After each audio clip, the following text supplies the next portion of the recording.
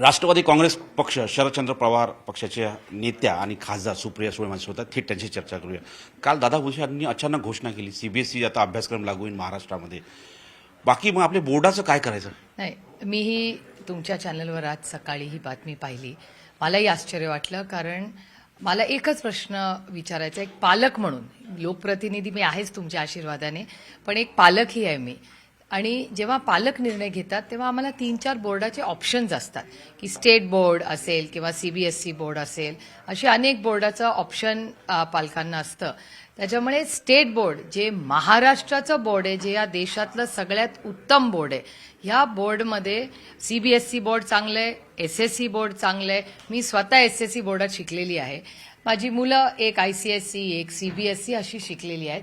हे ऑप्शन्स हे असले पाहिजेत, ह्या मताची मी आहे.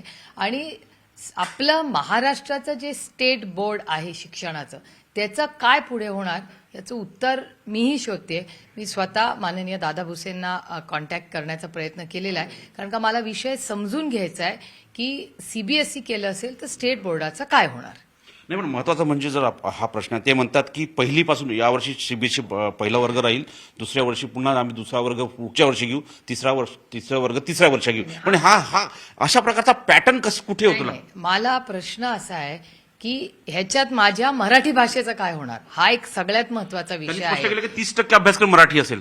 नाही, 30% कसं, अनेक मुलं जे मायभाषेत शिकू इच्छिता, मग जिल्हा परिषदच्या शाळेत तुम्ही काय करणार? जिल्हा परिषदची शाळा पण सीबीएसई होणार का? तिथले शिक्षक ट्रेंड आहेत का? त्याला करिक्युलम सांगितलेलं आहे का? खूप गंभीर विषय आहे हो, हे काही इन्स्टंट नाही आहे. शिक्षण हा खूप गांभीर्याने घेण्याचा विषय आहे. आणि ह्याचं इन्फ्रास्ट्रक्चर सरकारचं तयार आहे का? सीबीएसई मधले मराठी, हिंदी, इंग्रजी हे शिक्षक सगळे ट्रेंड आहेत का? महाराष्ट्रातल्या सगळ्या जिल्हा परिषद, म्युनिसिपल कॉर्पोरेशनच्या शाळातल्या सगळ्या शिक्षकांना सीबीएसईचं ट्रेनिंग मराठी, इंग्रजी आणि हिंदीमध्ये दिलंय का? पालकांची तयारी विचारलेली आहे का? आणि सगळ्यात महत्त्वाचं, अनेक वर्ष, अनेक दशक ज्या मराठी भाषेतला मराठी माणसांनी करिक्युलम तयार केलेलं स्टेट बोर्ड जे आहे, त्या स्टेट बोर्डाचं काय होणार? आपल्याला आठवत असेल की अनेक वर्ष महाराष्ट्रातल्या शिक्षणासाठी कैलासवासी यशवंतराव चव्हाण साहेबांनी जो मंगल कलश आला, त्याला मराठी भाषा, मराठी बोर्ड ह्याला खूप प्राधान्य दिलेलं आहे. आता इतिहास शिकवताना सीबीएसई बोर्डामध्ये महाराष्ट्राचे नेते, महाराष्ट्राचे होऊन गेलेले योद्धे यांचा किती इतिहास आहे? हा चॉईस आहे ना प्रत्येकाचा. एकीकडे अभिजात भाषेचा निर्णय घ्यायचा आणि दुसरीकडे सीबीएसईचा कंपल्सरी, देशभरात जी सीबीएसई इंग्रजीमध्ये शिकवली जाते ती लागू करण्याचा प्रयत्न करणे. हाच तर मी प्रश्न तुम्हाला विचारते की मराठी भाषेचं, मराठी बोर्डाचं, आणि सगळ्यात महत्वाची गोष्ट, तुम्ही एवढा मोठा बदल करताय, तुमचं इन्फ्रास्ट्रक्चर तयार आहे का? शिक्षकांची तयारी आहे का? एकाच शिक्षकाने परवा पगार नाही म्हणून आत्महत्या केली आहे. अशा शिक्षकांचं काय होणार? मी कालच त्यांच्या कुटुंबाशी सविस्तर याची चर्चा केलेली आहे. अहो, जिल्हा परिषद, म्युनिसिपल कॉर्पोरेशनच्या मुलांच्या शाळेची शिक्षण असरचा रिपोर्ट पहा. मी कुठल्याही बोर्डाच्या विरोधात नाही, मी शिक्षणाच्या बाजूनी बोलतेय, पण मी एक पालक देखील आहे, अनेक वर्ष शिक्षणात कामही केलेलं आहे. हे नीजर म्हणजे मला सोयीचं वाटतं किंवा कोणीतरी माझ्या मागे दिल्लीवरनं जे प्रेशर टाकतंय त्याच्यामुळे मी असं सरसकट होऊ शकत नाही. जरी बदल करायचे असतील, शिक्षणात बदल करायचे असतील, तुम्हाला एसएससी बोर्ड, मराठी भाषा, मराठी शिक्षक या सगळ्यांना कॉन्फिडन्समध्ये घेऊनच निर्णय घेतला पाहिजे, ही माझी मागणी आहे. एक शेवटचा प्रश्न, दिशा सालियांचं प्रकरण असो, त्यानंतर ज्यावरती राजकारण बदललेलं, काल विधान परिषदेमध्ये जे नाट्य वागून बघितलंय, चित्रा वाघांचं वक्तव्य, काय राजकारण कुठल्या दिशेने चाललंय? नाही, खूपच दुर्दैवी आहे ज्या पद्धतीने होत आहेत.